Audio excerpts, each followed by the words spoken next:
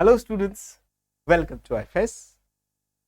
जैसा आप देख रहे हैं, इस सेशन में मैं बात करूंगा लास्ट 30 डेज हमारे पास बचे। आज बिल्कुल 20 अप्रैल हो चुका है और 21 मई को जूलॉजी का एग्जाम है।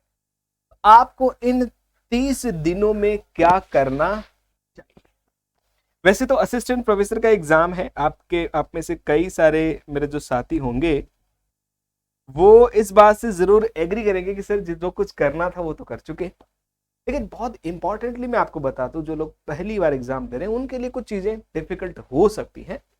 और वो एस्पायरेंट जो दूसरी बार ट्राई कर रहे हैं या तीसरी बार ट्राई कर रहे हैं, हो सकता है कि पिछली कुछ गलतियों की वजह से आपका सिलेक्शन ना हो पाया। तो आपको क्या करना है, उन गलतियों से पहले तो मुक्ति पानी है। लेकिन कई चीजें हैं जो मैं आपको बताना चाहता हूं कि इन 30 दिनों में being a zoology assistant professor aspirants आपको क्या करना है। सबसे पहली बात कि आपके पास आगे वाला जो 15 दिन है उनके लिए एक रैपिड रिवीजन स्ट्रेटेजी होनी चाहिए। आप जो इंपॉर्टेंट टॉपिक्स है जूलॉजी के, उन इंपॉर्टेंट टॉपिक्स को क्या करो, रीड आउट करो।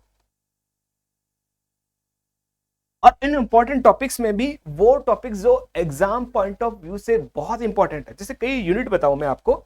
जैसे हमारे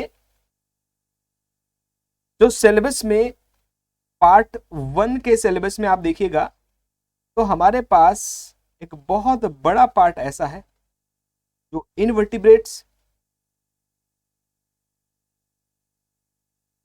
और वर्टिब्रेट्स से जुड़ा हुआ है। और बीइंग ए जूलॉजिकल स्टूडेंट आपको ये पता है कि ये पार्ट क्लासिकल जूलॉजी का पार्ट है। और इस जूलॉजी वाले पार्ट में, इस क्लासिकल वाले पार्ट में हमें एग्जाम में जो 300 क्वेश्चन है, उन 300 क्वेश्चन में लगभग 40 to 50 क्वेश्चंस आपको यहां देखने को मिल जाएंगे। तो अकेले में कहूं तो 20 से लेकर 25 मार्क्स का व्यवस्था हमारे पास इस यूनिट के पास रहती है। लेकिन आप ये भी जानते हो कि ये यूनिट बहुत ज्यादा टफ है, इतना इजी है नहीं। हाँ, बातें बहुत सिंपल है, लेकिन डेटा मटेरियल बहुत आपके पास ज्यादा है। प्रैक्टिस प्रैक्टिस प्रैक्टिस आपको डेफिनेटली याद हो सकती है, लेकिन आपको मेजर फोकस इस पर ही करना है, क्योंकि ये आपका सिलेक्शन करवाने के लिए ज्यादा इंपॉर्टेंस रहेगी। और मैं बात करूं तो आपके पास इथोलॉजी होगी, और मैं बात करूं तो आपके पास डेवलपमेंट बायोलॉजी होगी। डेवलपमेंट बायोलॉजी, मैं पूरे सिलेबस की बात कर रहा हूं आपसे। इसके अलावा दो और छोटी छोटी यूनिट है जिनको हम इग्नोर करते हैं। एक आपके पास इकोलॉजी और एक है आपके पास इवोल्यूशन। कई सारे क्वेश्चन ऐसे होते हैं जो यहां नेट के लेवल के नहीं होते हैं, बहुत बेसिक लेवल से यहां से क्वेश्चन आते हैं, हम इनको इग्नोर करते हैं। तो मैं आपको यह कहूंगा कि इन 30 दिनों में आप इन चारों पांचों यूनिट को फोकस रखें।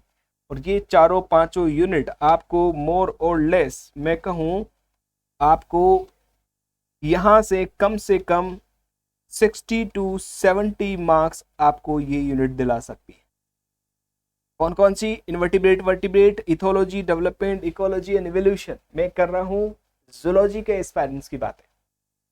फिर जो बचा हुआ पार्ट है वो आप हमेशा पढ़ते आए हो, बीइंग आप नेट सेलेक्टेड है, डेफिनेटली नेट सेलेक्टेड है, पीएचडी कर चुके हैं, तो आपके पास जैसे सेल बायोलॉजी हो गया, मोलिकुलर बायोलॉजी हो गया, या हमारे पास मैं कहूं जेनेटिक्स हो गया, या फिर बायोकेमिस्ट्री हो गया,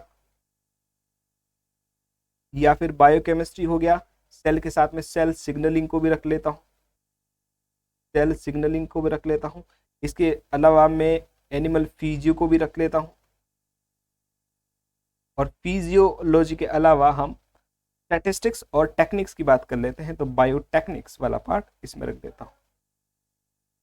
तो ये मान के चलिएगा अभी तक का जो एक्सपीरियंस, जहां मुझे तक लगता है, और आप मानते हो कि थोड़ा बहुत क्या पता मुझे आता होगा, तो ये जहां मैंने ब्लैक कलर से लिखा है वो वाला पार्ट है जो आपका सबका एक जैसा होने वाला है। जो सिलेक्शन दिलवाएगा आपको ये पर्पल कलर वाला पार्ट दिलाएगा। तो सबसे बड़ी बात कि इन 3 दिनों में करोगे क्या, तो आपको सबसे पहली बात जो मैंने बताई इंपॉर्टेंटली कि आपको क्या करना है, रैपिड रिवीजन। बार बार जो चीजें पढ़ोगे वो ही आपको काम आएगी। और रैपिड रिवीजन में भी देखिएगा तो आपको सिर्फ इंपॉर्टेंट टॉपिक्स, अब मैं टॉपिक नहीं कहूंगा क्योंकि जब हम CSR नेट की प्रिपरेशन कर रहे होते हैं तब टॉपिक हो जाते हैं, लेकिन यहां मैं पूरी यूनिट्स की बात करूंगा। आपको जो कुछ पढ़ना है आप पूरा पढ़ो, प्रिसाइज पढ़ो। कई सारी यूनिट होती है जो एग्जाम्पल से भरी हुई है, कई सारी यूनिट ऐसी है जहां साइंटिस्ट से भरी रहती है, कई सारी यूनिट है जहां डेट्स होगी, डेट्स भी आपको याद करनी पड़ेगी, साइंटिस्ट के नाम भी आपको याद करने पड़ेंगे। और अब देखो चलो लिख के देता हूं मैं, क्या करना पड़ेगा आपको इंपॉर्टेंट डेट्स IUCN कब पब्लिश हुआ, रेड डेटा लिस्ट IUCN कब जारी हुआ, है ना, कुछ ऐसे डेटा। या फिर किसी आपको बायोडायवर्सिटी डे पूछ लिया, वर्ल्ड वाइल्ड लाइफ वीक कब आता है ऐसे पूछ लिया, या डेट के अलावा साइंटिस्ट के नाम, इनकी लिस्ट आप बनाओगे और इन साइंटिस्ट के नेम, कौन सी टेक्निक है उसको डिस्कवर किसने किया, फादर ऑफ एम्ब्रियोलॉजी कौन है, फादर ऑफ इथोलॉजी कौन है ना। जो बी डांस है, बी का राउंड और जो वेगल डांस होता है कम्युनिकेशन के, वो किस साइंटिस्ट ने दिए, साइंटिस्ट के नेम बहुत इंपॉर्टेंट हो जाते हैं। और यकीन मानिएगा ये सभी यूनिट्स में आपको देखने को मिल जाते हैं। और इंपॉर्टेंट डेट हो गया, साइंटिस्ट नेम हो गया, ये बहुत इंपॉर्टेंट है, ये आप कहीं से भी पढ़िएगा, इस चीजों को जरूर पढ़िएगा। और इसके साथ साथ आपको कुछ और बेसिक चीजें मैं अगर बताऊं तो कैलकुलेटिव पार्ट बहुत कम आएगा क्योंकि स्टैटिस्टिक्स हमारे पास बहुत छोटी होती है। मेजर मुश्किल से 4 या 5 क्वेश्चन आपको देखने को मिल जाएंगे और वो आपकी चॉइस के बेसिस पर मैं आपको छोड़ देता हूं, वो आप यहां से कर सकते हैं। लेकिन ये 2 चीजें आप इन 30 दिन में प्रिपेयर कर सकते हैं। यहाँ से बहुत सारे क्वेश्चन या कोई पर्टिकुलर लोकेशन होगी वो भी ध्यान रखिएगा कि किसी सेंचुरी का नाम पूछ लिया गया, जैसे हम इकोलॉजी में बात करते हैं आपको लोकेशन पूछी जा सकती है ना, जियोलॉजिकल लोकेशन, या राजस्थान से संबंधित किसी सेंचुरी का इक्वेशन आपको जरूर मिलेगा, वो देखने को मिल सकती है। साइंटिस्ट का नाम इसके साथ एसोसिएट हो ही गया, टेक्निक्स के बारे में ज्यादा बात करेंगे नहीं। और क्या करना चाहिए आपको, इस 15 दिनों में आपको करनी चाहिए क्वेश्चन प्रैक्टिस।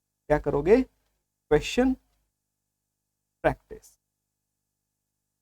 और क्वेश्चन प्रैक्टिस का सबसे सही तरीका ये होता है कि आप क्या करो, टेस्ट सीरीज ज्वाइन कीजिए, है ना। अब टेस्ट सीरीज आप किसी भी प्लेटफॉर्म पर ले सकते हैं, लेकिन अगर आप IFS के साथ जुड़े हो तो आपको और कहीं जुड़ने की जरूरत नहीं है।